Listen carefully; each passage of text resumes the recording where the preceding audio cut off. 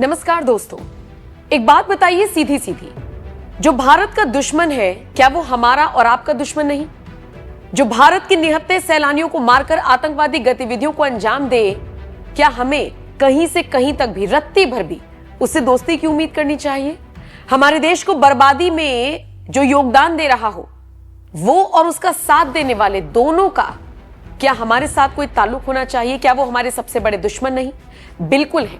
इन सब सवालों का जवाब एक सच्चे देशभक्त का तो यही होगा कि भाई देश का दुश्मन हम सब का दुश्मन और उस दुश्मन का साथ देने वाला भी दुश्मन।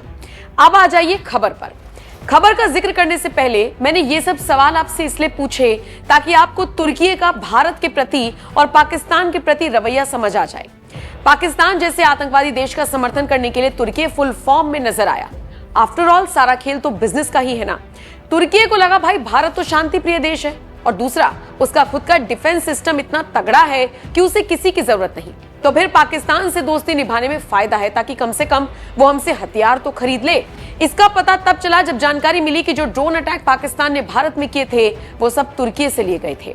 जाहिर है तुर्की का न सिर्फ पाकिस्तान को आतंकवादी हमले में ड्रोन इस्तेमाल करने के लिए देना बल्कि खुलकर उसके समर्थन में आ जाना भारतीयों के लिए झटके से कम नहीं था, क्योंकि ये वो एहसान फरामोश तुर्की है जहां पर जब भूकंप आया था तो सबसे पहले मदद पहुंचाने वाला कोई और देश नहीं बल्कि भारत ही था। लेकिन अब जब जरूरत पड़ी तो देखिए कैसे पीठ में छुरा घोंप दिया। तुर्की की इसी हरकत को देखते हुए भारतीयों ने सीधा सीधा ऐलान कर दिया कि वो तुर्की को आर्थिक चोट देंगे। इसीलिए सारे व्यापारियों ने संयुक्त रूप से ऐलान किया कि वो तुर्की के साथ व्यापार नहीं करेंगे और आयात और निर्यात पूरी तरह से बाधित करेंगे। इतना ही नहीं, सोशल मीडिया पर बाकायदा #बॉयकॉट टर्की भी लगातार ट्रेंड कर रहा है। तुर्की को लेकर यह मुद्दा उठा तो फिर अलग अलग न्यूज चैनल्स पर डिबेट भी हुई। लेकिन एक डिबेट में वरिष्ठ पत्रकार राजदीप सरदेसाई को जब बॉयकॉट टर्की ट्रेंड के विरोध में बात करते हुए और सारा का सारा ठीकरा सरकार के ऊपर फोड़ते हुए देखा ना, तो लगा कि कम से कम यहां तो ये स्टैंड इतने बड़े पत्रकार का नहीं होना चाहिए था। हुआ ये कि एक डिबेट में राजदीप सरदेसाई अपनी राय रख रहे थे। बॉयकॉट टर्की ट्रेंड को लेकर उन्होंने जो राय रखी, बार बार उस पर सामने खड़े ललन टॉप वाले सौरभ द्विवेदी की राय भी वो मांगने लगे। पहले तो सौरभ ने इग्नोर कर दिया, बाकी गेस्ट के पास वो जाने लगे। लेकिन जब राजदीप ने कई बार पूछा तो फिर ऐसी बहस शुरू हुई जिसने गेस्ट बनकर आए दिग्गजों को तो बोलने का मौका तक नहीं दिया। राजदीप और सौरभ के बीच किस तरह से बहस हुई, आइए ग्राफिक्स के जरिए समझिए। अब मैं देख रहा हूं बॉयकॉट टर्की। ठीक है, टर्की ने जो किया है उसके खिलाफ डिप्लोमेटिक ऑफेंसिव जरूर करना चाहिए, पर जिस तरह से भाषा का प्रयोग हुआ है that is not going to help in future, क्योंकि हमें तो तुर्की के साथ एक ना एक दिन we have to build relation today. We are using social media to run campaigns. ये मुझे लगता है कि बहुत ही डेंजरस है। लेट्स गवर्नमेंट वर्क्स, सरकार को अपना काम करना चाहिए। लेट देम वर्क विदाउट ये जो नॉइज आर्मी है इसे आप इंटरनेट आर्मी कहिए, but they are very dangerous boss, very dangerous. इनका हमें नुकसान हो रहा है, फायदा नहीं। सौरभ, आप मानते हैं मेरी बात की नहीं? आऊंगा सर, अभी आऊंगा आपके पास। मानते हैं कि नहीं? यू एग्री विद मी और not? I am partially agree with you. Oh, partially agreed. Partially agree इसलिए आप जैसे बोले टर्की का बॉयकॉट इसलिए जो देश इस मामले में सर क्लैरिटी होनी चाहिए। जो देश का इस लड़ाई में पाकिस्तान के साथ खड़े हैं उन्हें हम अपनी क्षमताओं के हिसाब से जैसे जवाब दे सकते हैं हम देंगे। जो बहुत हैवी वेट होंगे उनको तसल्ली से पंच मारेंगे, डिप्लोमेटिकली नॉट इमोशनली, ये मेरा कहना है। सर कुछ चीजें इमोशनली भी चलती हैं। देश में बड़े वर्ग को ये लग रहा है कि टर्की में जाकर हम जीडीपी में योगदान करते हैं, अपनी बकेट लिस्ट में बनाते हैं और अजरबैजान में हम जाते हैं, इतना कंट्रीब्यूट करते हैं। If they are not concerned about India's geostrategic situation, so why should we favor them? मेरा कहना है कि हमें मजबूत कदम उठाने पड़ेंगे। अरे राजदीप जी, इट्स अ फ्री वर्ल्ड। नागरिकों के एक बड़े वर्ग को लग रहा है कि हमें नहीं जाना है तो नहीं जाना है, क्या दिक्कत है इसमें? मेरा इतना ही कहना है कि विदेश नीति या इंटरनेट इस लेवल पर नहीं की जा सकती है।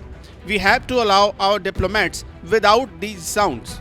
तो सर डिप्लोमेट्स इस भीड़ को देखकर थोड़ी अपने फैसले कर रहा है। अगर टर्की के राजदूत को प्रेसिडेंट के पास जो सेरेमनी होता है नहीं बुलाया गया तो उन्होंने भी अपना मैसेज क्लियर दे दिया। उनको पाकिस्तान के साथ खड़ा होना हो तो हमारे साथ यूएई है, हमारे साथ सऊदी है। एक स्ट्रेटेजी है जो डिप्लोमेट्स के लेवल पर है, एक स्ट्रेटेजी है जो मास लेवल पर है। क्या दिक्कत है उसमें? अरे sir, we must expose Turkey. Exposing Turkey does not mean boycott Turkey or campaigns of social media. The government must expose Turkey. सरकार की जिम्मेदारी है कि वो टर्की को एक्सपोज करे हर प्लेटफॉर्म पर. ये जो इंटरनेट आर्मी है ये गाली गलौज करती है. बॉयकॉट से कुछ नहीं होने वाला. हमें कुछ ठोस कदम उठाने पड़ेंगे. और इसी के साथ ये बहस काफी आगे चली गई, जिसमें फिर डिबेट में मौजूद एक और गेस्ट को इंटरफेयर करना पड़ा. खैर, अब राजदीप और सौरभ के बीच हुई इस बहस के वायरल वीडियो पर सोशल मीडिया यूजर्स क्या लिख रहे हैं वो भी देख लीजिए. एक यूजर ने लिखा, यदि हम टर्की का बॉयकॉट करने का प्रयास कर रहे हैं तो किसी के पेट में दर्द क्यों हो रहा है, ये बात समझ से बाहर है. लोटस नाम के यूजर ने लिखा, ये एक्चुअली राहुल गांधी को गुस्सा आया है विद बॉयकॉट टर्की. वो नहीं बोल सकता, इसलिए उसका रिप्रेजेंटेटिव राजदीप बोल रहा है और अपनी पीड़ा व्यक्त कर रहा है. एक और यूजर ने लिखा, Why is he in so much pain? तो देखा आपने जिस तरीके से टर्की का बहिष्कार हो रहा है उस पर राजदीप सरदेसाई अपनी पीड़ा व्यक्त करते हुए नजर आए हैं. हालांकि सौरभ द्विवेदी बार बार उनसे बहस करते रहे, उनको जवाब देते रहे, लेकिन एट द एंड आपने देखा किस तरीके से दोनों के बीच बहस हुई. अब इस खबर को लेकर और सोशल मीडिया यूजर्स जिस तरीके से राजदीप को ट्रोल कर रही हैं, उसे लेकर आपका क्या कुछ कहना है? अपनी राय कमेंट कर जरूर बताएं.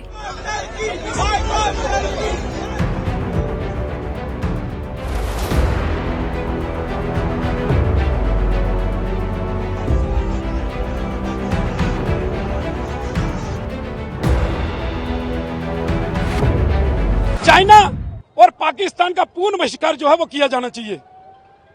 10 तारीख को जब सीज फायर हुआ, उससे पहले 4 दिन जो युद्ध जो है भारत और पाकिस्तान का चला, उसके अंदर जितने ड्रोन थे सब तुर्की के बने हुए थे और तुर्की द्वारा पाकिस्तान को दिए गए. और उन ड्रोन के माध्यम से कहीं ना कहीं भारत के अंदर जो है वो अटैक करने का काम जो है वो पाकिस्तान ने किया.